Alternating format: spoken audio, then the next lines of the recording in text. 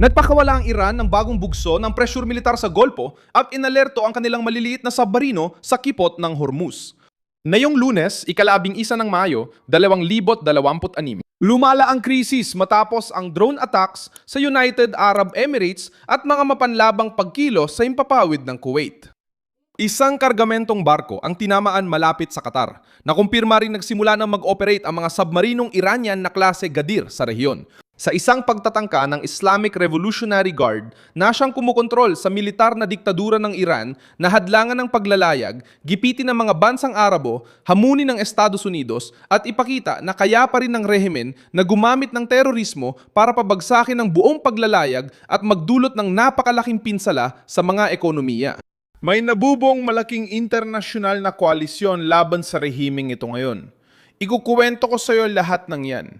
Pero ngayon, gugustuhin mong nakasubscribe ka sa channel para manatili kang mahusay na impormado. Mga impormasyon sa real time sa pinakamataas na kalidad ng pamamahayag na iyong nakita. Sa kredibilidade, Milson Alves, direkta ang punto. Inatake ng Iran sa iba't ibang larangan habang sinasabing naghahanap ng diplomatikong solusyon. Kinumpirma ng United Arab Emirates na na-intercept ng kanilang mga air defense system ang 2 drone na galing sa Iran at walang naitalang biktima. Ipinahayag ng Kuwait na may natukoy silang mga mapanirang drone sa kanilang himpapawid noong madaling araw ng Mayo 10 at tumugon sila ayon sa protocol militar.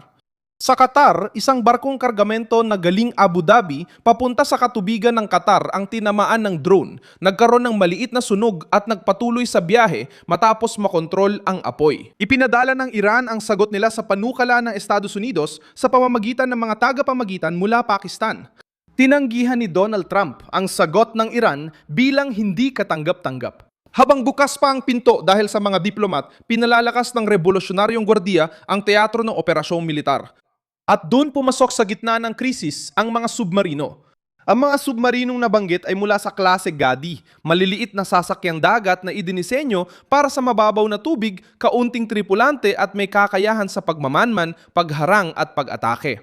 Ginawa ang mga ito para magtago, magmanman, lituhin ang mga radar, magbanta sa mga komersyal na barko at lumikha ng permanenteng panganib sa isang makitid na daanan. Ginagamit ng diktadurang Irani ang ganitong sandata kapag alam nilang hindi nila kayang harapin ang Estados Unidos ng direkta. Imbis na direktang lumabang, umaasa sila sa kalituhan, surpresa at psikolohikal na presyon laban sa mga kargamento, oil tanker at naval escort.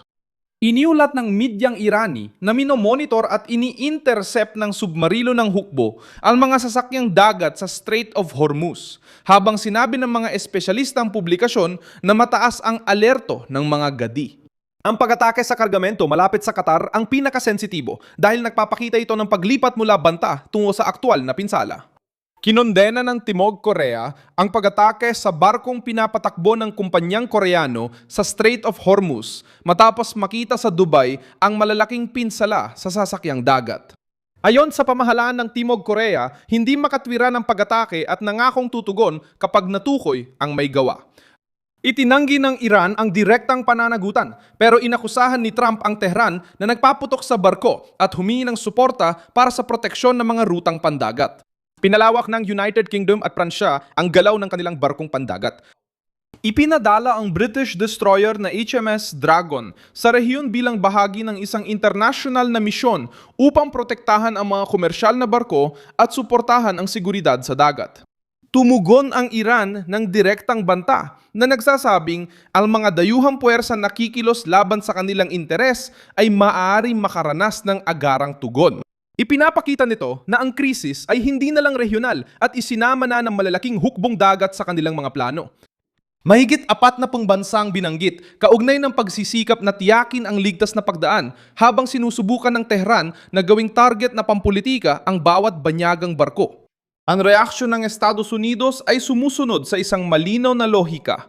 Sinusubukan ni Trump na pigilan ang Revolutionary Guard na gawing bihag ang sibilyang paglalayag.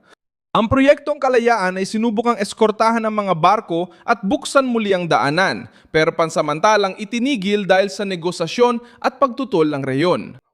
Naging daan ito para subukan ng Tehran ang mga hangganan, magpalipad ng drone, magbanta sa barko at gumamit ng maliliit na submarino bilang panggigipit. Mahigpit na yon ang kalkulasyon ng White House. Kung tatanggapin nila ang mahinang panukala, tagumpay sa politika ang mapupunta sa rehimen ng Iran. Kung tutugon sila gamit ang militar, kailangan nilang kumilos ng may katumpakan upang hindi maging isang digmaan na walang kontrol ang Golpo. Ang Estados Unidos ay may aircraft carrier, pandigmang eroplano sa barko, malalaking submarino, aerial intelligence, satellite at kaalyado sa rehiyon. Ang Iran ay may mga misil, drone, mabilis at maliliit na bangka na gamit pang pagod sa kalaban. Hindi dapat ituring ang biglaang pag-atake na palatandaan ng dominasyon ng Iran. Ipinapakita nito ang isang diktadura na sinusubukang magdulot ng mataas na gastos para sa lahat, kabilang ang mga bansang Arabe, upang makaewas sa negosasyon na ayaw nitong ibigay ang mahahalaga. Mas pinabibigat ng ekonomiya ang kaso. Iniulat ng Reuters na tumaas ang presyo ng langis dahil sa pagtanggi ni Trump sa tugon ng Iran at patuloy na pagkaantala sa Hormuz na nagpapabigat sa merkado. Ayon sa kasaysayan, ang maliliit na submarino ay kayang magdulot ng matinding pinsala kung gamitin ng mga saradong rehimen sa biglaang pag-atake. Pinakamalinaw na halimbawa ay mula sa Tangway ng Korea. Noong ika-26 ng Marso, 2010 lumubog ang corvette ng South Korea na Cheonan malapit sa isla ng Bangyong sa Dagat Dilaw at 46 na mandaragat ang namatay. Investigasyon ng South Korea at internasyonal na eksperto ang nagpasya na ang barko ay tinamaan ng torpedo mula sa North Korea na submarino. Itinanggi ito ng Pyongyang, ngunit naging simbolo ng asymmetric na digmaan ang insidente. Isang maliit na sasakyang pandagat na kumikilos ng palihim ay nagdulot ng pambansang krisis. Nayanig ang modernong hukbong dagat at naipakita kung paano ginagamit ng agresibong rehimen ang sorpresa para magdulot ng pagkabigla kahit walang hayagang digmaan. Ang pagkakatulad sa Iran ay nasa paraan, hindi sa laki o saklaw. Alam ng Tehran na hindi kailangang talunin ng kanilang mga submarinong gadir ang hukbong dagat ng Estados Unidos. Sapat na magdulot ng takot, panganib at pagkaantala para gawing lugar ng pananakot ang dagat. Ipinapakita rin ng ibang bansa kung paano hinaharang ng maliliit na grupo at rehimen ang mga estratehikong ruta para sa kapangyarihang pampulitika. Sa dagat na pula, gumamit ang mga Houthi na suportado ng Iran ng drone, misil at maliliit na bangka laban sa mga barkong pangkalakalan, kaya napilitang bumuo ng koalisyong pandagat ang Estados Unidos at mga kaalyado para protektahan ang kalakalan. Maraming kumpanya ang nagbago ng ruta, tumaas ang gastos at naapektuhan ng isang milisya ang pandaigdigang transportasyon. Sa Ukraine, pinakita ng paggamit ng naval drone laban sa Russian fleet sa Dagat Itim. Kung paano napipilit ng mas maliliit na armas ang mas malaking puwersa na umatras, magpalit ng base at magprotekta ng mga daungan. Susunod, 3 panig ang dadaanan ng hakbang na ito. Una, militar. Tukuyin ang maliliit na submarino, protektahan at palakasin ang depensa ng mga barko at himpapawid. Pigilan ang bagong pag-atake. Ikalawa, diplomatiko. Pilitin ang Iran na tanggapin ang mga kondisyon na hindi magpapalaya sa Revolutionary Guard na gamitin ang mga drone, misil at submarino bilang panagot. Ang pangatlo ay ekonomiko. Hikayatin ang mga kumpanya ng siguro na ibalik ang tunay na proteksyon sa ruta. Kung wala ito, mahina pa rin ang kalakalan at sensitibo ang langis sa anumang banta. Binuksan ng biglaang pag-atake ng Iran ang mas mapanganib na yugto ng krisis. Tinangkang ipakita ng Revolusyonaryong Gwardiya ang lakas nung umaga ng Mayo 10. Pero ibang nabubuong tugon. Mas maraming hukbong dagat ang dumarating, mas matinding presyon mula US, lalong na-i-isolate ang Tehran at mas konting espasyo para sa diktadurang Iranian na magkunwaring kayang atakihin ang pandaigdigang kalakalan ng hindi pinagbabayaran iyon. Ako si Milson Alves, internacionalista, at layunin kong bigyan ka ng tamang impormasyon araw-araw. Makikita ang mga news link sa video description.